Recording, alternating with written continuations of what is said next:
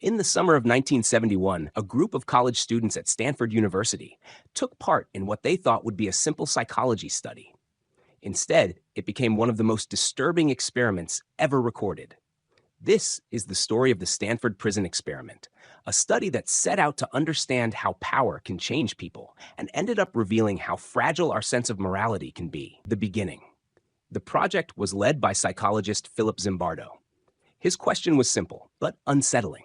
If you put good people in a bad situation, what happens? To test this, Zimbardo and his team created a mock prison in the basement of Stanford's psychology building. They recruited 24 male college students, all screened for good health and stability. None had criminal records. Each volunteer was randomly assigned to play either a guard or a prisoner. They would live in this simulated prison around the clock for what was planned to be 2 weeks. They were paid $15 a day for their time, decent money in 1971.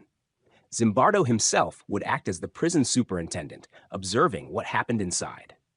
Building the prison. The setup was surprisingly realistic. The local Palo Alto police helped make the arrests.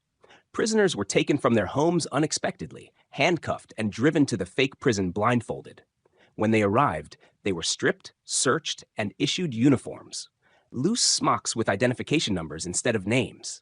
They slept in small cells with barred doors. The guards, dressed in khaki uniforms and mirrored sunglasses, were given wooden batons and told to maintain order. They received no specific instructions, only that they could not physically harm the prisoners. At first, the atmosphere was awkward but calm. It didn't stay that way for long. Life inside the prison.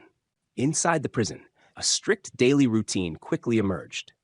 Prisoners were woken early, counted, and required to perform daily chores, including cleaning the cells and organizing supplies.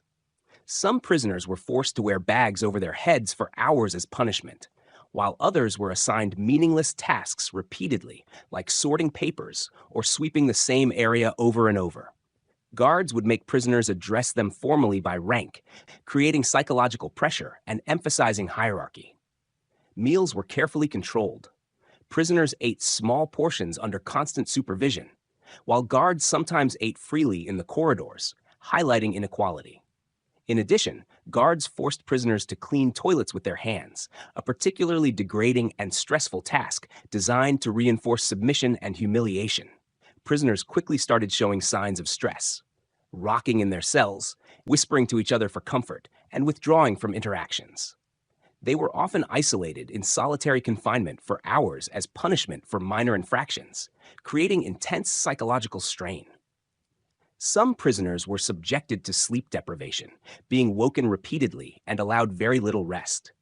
Guards frequently imposed arbitrary punishments, forcing prisoners to kneel silently, perform repetitive meaningless tasks, or complete degrading chores for minor infractions.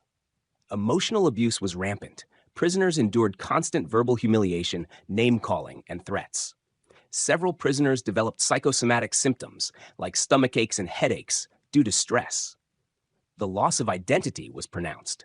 Prisoners were referred to only by ID numbers, and guards sometimes removed their bedding and personal items. The rebellion. By the second day, tensions began to rise. A group of prisoners rebelled, blocking their cell doors with their beds and refusing to follow orders. The guards responded decisively. They used fire extinguishers to force the prisoners back, then removed their beds, clothes, and privacy. From that moment on, the power dynamic shifted completely. The guards began enforcing strict rules and inventing punishments, push-ups, cleaning duties, and public humiliation. They shouted orders, made prisoners stand for hours, and created an environment of constant pressure. Some guards took pleasure in their authority. Others stayed quiet but went along with the group. The line between acting and reality began to blur. Breaking point. For the prisoners, the experience became emotionally overwhelming. Some tried to resist, while others grew quiet and hopeless. One prisoner suffered a mental breakdown after just 2 days and was released. Others began showing signs of deep stress and exhaustion. Even Zimbardo started to lose perspective. As the prison's warden, he became more focused on keeping the experiment running than on protecting the participants. When a prisoner asked to leave, Zimbardo treated it like a parole hearing, as if it were a real prison, not a study. By day 6, the environment had become cruel and dehumanizing. The guards controlled every part of the prisoners' lives.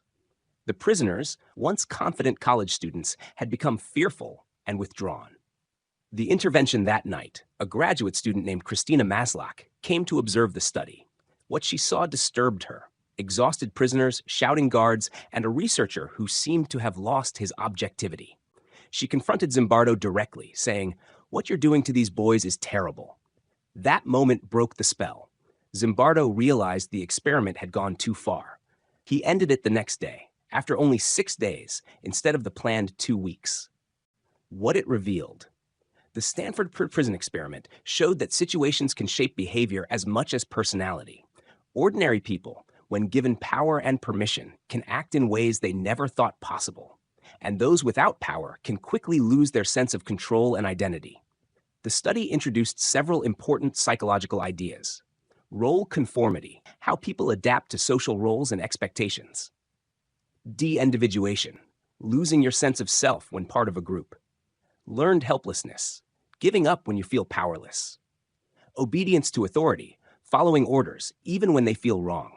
It was a chilling look at how fragile human ethics can be when shaped by systems of power. Ethical impact. The experiment's effects were so disturbing that it became a turning point in research ethics. It showed how easily studies could cross the line into real harm. Afterward, psychologists began creating strict ethical rules to protect participants. These included informed consent, the right to withdraw, and constant monitoring for signs of distress. The Stanford Prison Experiment is now used not just to teach psychology, but to warn researchers about the dangers of unchecked authority. Modern criticisms. In recent years, the experiment has faced major criticism. Some of the guards later said that Zimbardo encouraged them to act tough, suggesting that their behavior wasn't completely natural. Others argued that the study lacked proper scientific controls, that it was more of a social simulation than a real experiment. And not all guards behaved badly. A few tried to remain fair and respectful, showing that personal choice still mattered. Despite these flaws, the Stanford Prison Experiment continues to be one of the most discussed studies in social psychology. It sparked important debates about power, responsibility, and the human mind. Conclusion: the Stanford Prison Experiment was meant to last 2 weeks. It lasted 6 days. But its lessons have echoed for decades. It showed that the line between kindness and cruelty, between control and submission, is thinner than we like to believe. And it reminded us that systems, not just people, can create evil. As Philip Zimbardo later wrote, "The line between good and evil is movable." The real question is, when the situation changes, where will you stand?